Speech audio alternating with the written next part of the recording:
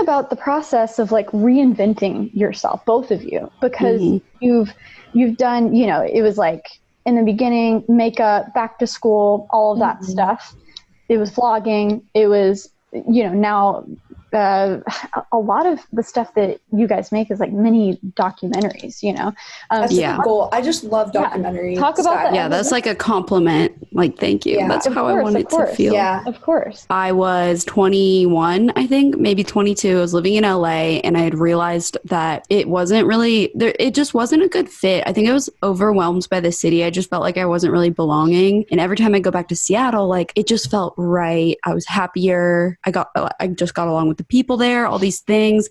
And you know, I was at the time just making like makeup videos, little sketch type videos, like little tween content, you know. And y'all started at 16, right? Yeah, like 14. Or 14. Like, honestly, I mean, I think I made my first video I was 13. Whoa, it's been a little while. youngin', yeah, and yeah, it was like I just realizing, oh my gosh, I've hit the ceiling with this. And I never really connected with my audience ever because I didn't care about what I was making at all. I just kind of did it because it was popular and driven by views and all those things. And I was 100% just not even myself. I was just being like, hey guys, like, meh, just not being me at all. And I just got so sick of it. I was like, I need to be myself now. And I had known for like probably a year that I wasn't really loving LA. And I kept going back and forth to Seattle. Like I would go back like every other week, just a lot. And then I kind of just took a chance and was like, I want to try and maybe get a real job, because that's been something that I've always felt. I always felt with YouTube and being your own boss, like you could not be living up to your full potential. And I hate that feeling. Like I want to be doing my absolute best work, but it's kind of impossible if you don't have someone like pushing you to be better. So that's why I wanted to get a job. So basically I just flew to Seattle and did this interview and was like, you know what, I should record this. And I was just being myself. I was chilled out. I was mellow. You know, I'd like cry or like, you know, just be myself. And I honestly never did that before because I thought no one wanted to see that. And I put up the video. I was like, whatever. I don't even care. It's not going to do well. And it did so well. Those vlogs were getting like 50,000 views off the bat. And I was so surprised people are engaged. And it's kind of sad to say, but I just thought people didn't want to see the real me. Because back then, I feel like 5 years ago, no one was being themselves. And it's so cool. Everyone now you see all those you see all those like TikTokers now or anyone now. Everyone really is just, I mean, Emma Chamberlain's kind of the epitome of she's just being herself, celebrating weirdness. Don't have to like, hey, look at this zit, you know. And it really, I feel like, was not like that before. It was like put on this act and act like you're perfect. So that's how it started for me in the reinventing process. I love that. Shelby, your journey. How did you reinvent yourself? Because I'm such a big fan of both of you and the unique journeys. Basically, I think both Monica and I were kind of stuck in that, you know, doing the lifestyle, like full-on lifestyle stuff.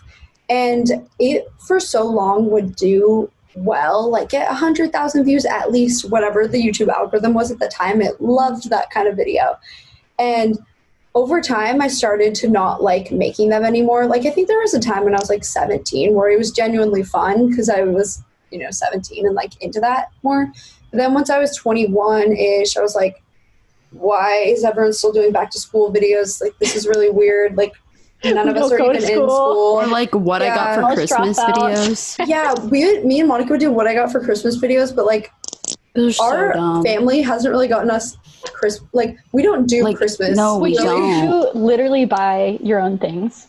Me and Monica would buy stuff for each other. We buy each other's stuff, Nice. But it was just so weird. And to think back on it, I'm like, oh, we're just like promoting like buying stuff. And these days I'm like, I just want to get rid of stuff, honestly. So over time it was like I didn't like those videos anymore. Then they started to not even do very well. Like they would go down to, it was going from 100,000 views to like 20, 10,000. I was kind of like, my run on YouTube's over. I'm done. Like, whoa. And then I kind of was like, I should go back to school or something because this is not it anymore. I don't know. But I still continued to make videos all this time, but I just knew I had to switch it up and do something different. So there was a good year of trying to figure out what is that.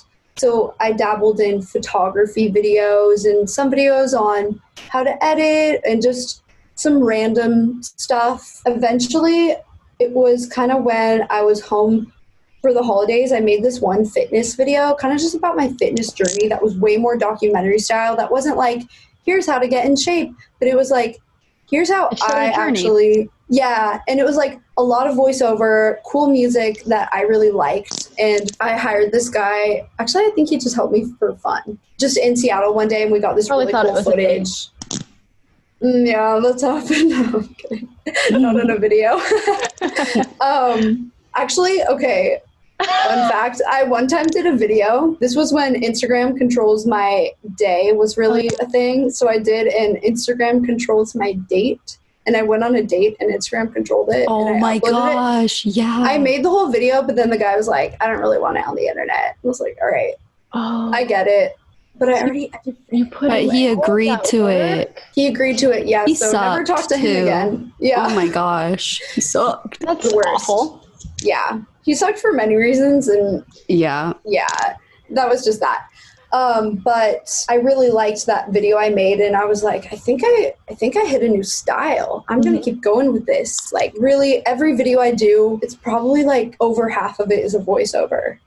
Which I don't know why. I just like doing. I feel like I didn't even notice better. Can I just note that the video that you said you didn't like, that you almost didn't make, now has 1 million views, the boat video. Oh my God. What it's like to live on a $600 per month boat in Los Angeles. Hello. That's usually how it works, right? The videos that you're most insecure about is what gets the most views. Oh, totally. Like, if I'm nervous to upload a video, I'm like, okay, this is probably a good thing. Yeah. Like, this video is probably, like the video I did where I showed how much 1 million views makes. I was super nervous to upload that. People picked up on that. There was like articles that were being written.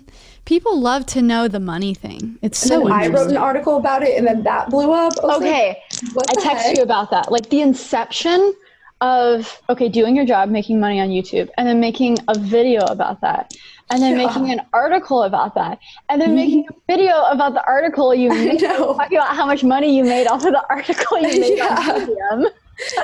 I know. The Medium thing, I fully expected it to just maybe make like a couple $100s, because I had interviewed people who do this who aren't YouTubers at all, who legitimately make a couple $1,000s a month. They write on Medium, put out a few articles each week, like 3 to 5. Yeah. So I was like, okay, I think it's possible. Let me try. But that one just kind of happened to go viral-ish on Medium, and now it's made like $11,000, which is just ridiculous. $11,000 after it keeps going up. Article. That is so funny. If you don't know what Medium is, it's a blog platform where people write articles. I think I've written like 3 articles, but they have this thing where they now pay writers, and it's similar to like a rev share, where people have subscriptions to things, and then they split up the money. So you've had one article that has made $11,000. I don't know. I don't think I've ever made a YouTube video that's made that much money. That's insane. Yeah. Now I feel like I've had quite a few videos, because I've really like doubled down on, videos need to be a longer format. Right. And that sort of thing. Well, talk to me about the doubling of down. When you're like, I need to take, because I'm in the vibe of like, I've gotten too overwhelmed with everything, and my YouTube channel has suffered. So now I'm like, Sara, this pandemic is the time.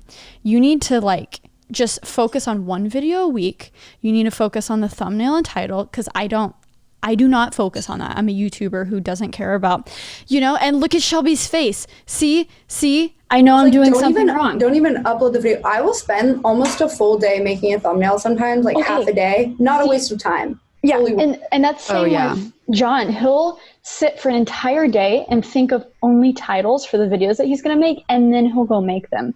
Yeah. So I'm just like, I need to get more intentional. So it's like, what is our checklist, Shelby? What do we need to think of first? How did your mindset change? Because and Monica too, the videos are popping. And Shelby, you've had very wide success, whether it's like about a Tesla or it's travel, you're comparing things.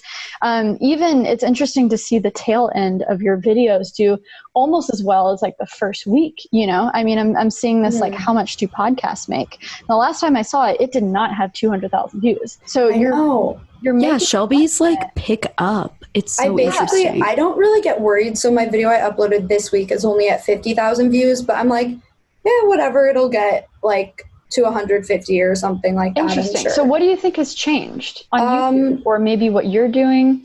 Yeah, because mine doesn't do that as much as hers. Yeah. Okay. So I only upload videos that are longer than 10 minutes for a couple reasons. One, you can throw that extra ad in there. You're going to make probably around double on AdSense, and you really might as well, as long as you can make the video still interesting. Like if the video is like really stretching it and everyone can tell and they click off after like 3 minutes, then it won't even make it. Are you making your second ad at like minute 6, minute 7? Where are you putting that second ad? I usually put it at 7:30. I don't know why I do that number. So I do that because it's like if I'm making one video a week, I would rather spend more time making that one video great and putting in the extra ad than making 2 videos and 2 thumbnails and 2 titles. And, you know, when you think about it, TV has a couple minutes of ads for every 5 to 7 minutes of programming. So I don't think that having a couple of ads on a video is really too much, unless, you know, you're putting like 5 or 6 in there, then I'd be like, whoa. But I also have the premium version of YouTube, so I never even see ads. Yeah, and I'm just like, why isn't everyone? Well, I get it. YouTube's free, so maybe you don't want to pay for it. But if you really hate ads, as a YouTuber, it makes sense to get it. But also, they should just give it to us. What the heck? Yeah. But whatever. So then the other thing is, I have a theory that YouTube promotes videos that have more ads in them. YouTube's and longer videos. I think it's obvious when you look at the back end analytics and they're giving you these little like, good job, you got more watch time. Yeah. It's like their obvious way of saying like. So even if it was like, oh, I don't care about how much this video makes, well, it's probably not even going to do as well if I don't have that second ad in there and it's shorter. But I don't know that for sure. But for my videos that are longer, I noticed they all started doing better. And it's true. I think it's straight up fact. Yeah. And then for both of you, what is the process of, I have an idea for a video. Is it good? Is it going to work? You know, and once you decide that, where do you go next? Do you script things out? Do you film? And then do you script for the voiceover? What is that start to finish for you guys? I usually will brainstorm out the first bit of the video and record it for a day.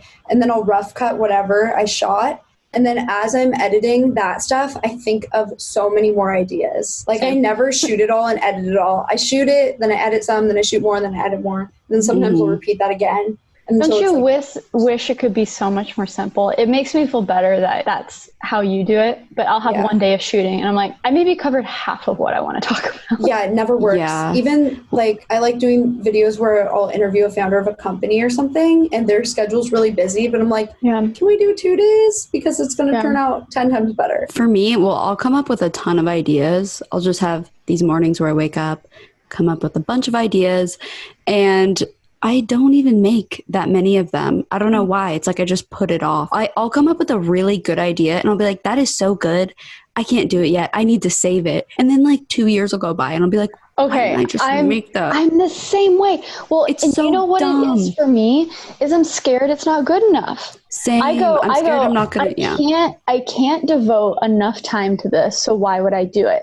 But then the way I consume YouTube and watch videos, I'll sit there and watch someone talk. It doesn't even have to have, you know, all of these things that I think I need to have. Yes. So I think we got to retrain our brain to like, we've been in it for so long that I think we get too self-conscious that it has to be this documentary. It has to be this movie. You know, I'm treating my reviews like that. I made a 26-minute iPad review. Like who does that, you know? Dang. So my next review, I'm like, okay, Sarah, you just got to like make some videos where they can't be that long. You can't have every single little thing that you think about. You tell the audience that it's okay for some, but I totally feel you. I have so many good video ideas that are just like gone. Final thoughts, guys. From these weird times, do you have any final nuggets for our audience who are just trying to live that creative life, y'all? Don't let yourself get negative and like be like, there's nothing I can do about anything. For example, I knew very quickly, I was like, if I'm going to be stuck inside, like how am I going to make any content? So I went and bought an Airstream. Like you can get creative in ways of finding a project or something on Facebook Marketplace. Just go buy a vintage trailer that's like total crap, and you'll be fine.